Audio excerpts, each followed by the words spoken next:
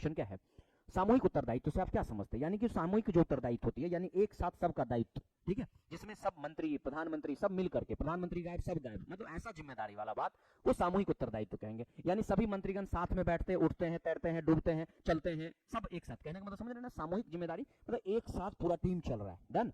यदि मान लीजिए कि किसी मंत्री के पास, या खास करके समझिए कि प्रधानमंत्री, मंत्री हटाते प्रधानमंत्री, पर अगर अविश्वास प्रस्ताव आ गया, या प्रधानमंत्री ने त्याग पत्र दे दिया, या प्रधानमंत्री का किसी कारण बस किसी वजह से पद से हटना पड़ गया, तो ऐसे में पता होगा ना सिर्फ प्रधानमंत्री का पद हटेगा, बल्कि सभी मंत्री पद को अपना त्याग पत्र दिया जाएगा। हर मंत्री पद को अपना त्याग पत्र देना पड़ेगा, त्याग पत्र माना जाएगा। ऐसे ही जिम्मेदारी क्या कहते हैं, सामूहिक उत्तरदायित्व, यानी कि collective responsibility. All the minister swim and sink together, सब साथ चलते हैं। और अगर मान लीजिए ऑब्जेक्टिव, ये क्या नाम है, नॉन कॉन्फिडेंस मोशन अगर इनके खिलाफ आ गया, तो प्राइम मिनिस्टर के साथ साथ सभी को मान जाएगा कि ये भी बाय बाय टाटा कर दिए गए।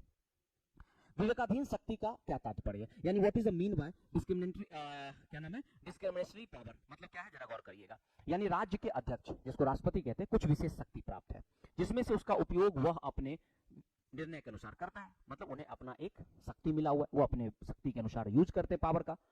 जैसे एग्जांपल के लिए प्रधानमंत्री की नियुक्ति करना, वो अपने विवेकाधीन से करेंगे काम। वैकल्पिक सरकार को बनाना, लोकसभा को भंग करना, तो ये सब जितने भी है ना, ये सभी के सभी क्या है, प्रधानमंत्री, राष्ट्रपति का क्या है, विवेकाधीन का शक्ति है। यानी राज्य के जो अध्यक्ष होते हैं, कौन, राष्ट्रपति, उनको जो कुछ विशेष शक्ति प्राप्त है, उसी विशेष शक्ति को हम क्या कहते हैं, विशेषाधीन शक्ति कहते हैं। जैसे प्रधानमंत्री की नियुक्ति करना, जैसे वैकल्पिक सरकार को बनाना, या लोकसभा को भंग करना, ये सब क्या है, उसके विवेकाधीन पर निर्भर करता है। इसलिए आप इसको देख सकते हैं। क्वेश्चन नंबर नेक्स्ट, भारतीय राष्ट्रपति की न्यायिक शक्ति क्या है, यानी कि न्यायिक शक्ति से संबंधित बात कर रहा है, जुडिशियल पावर बात कर रहा है। वहां पर आपको विवेकाधीन शक्ति का बात कर रहा था, यहाँ पर आपका जुडिशियल पावर का बात कर रहा है। तो राष्ट्रपति को पहला यह है कि राष्ट्रपति को क्षमादान करने का विशेषाधिकार है, यानी किसी व्यक्ति को मान लीजिए कि किसी तरह का सजा हो गया, उसे क्षमादान दिलाना है, तो वो क्षमादान दिलाने का अधिकार किसके पास है, राष्ट्रपति के अलावा। इसके अलावा किसी के दंड को निलंबित करने का या उसे कम करने का अधिकार भी किसके पास है, राष्ट्रपति के पास है। वह राष्ट्रपति को परिवर्तित भी कर सकता है, मतलब सॉरी, वो दंड को परिवर्तित भी कर सकता है, बशर्ते कि उसका जो है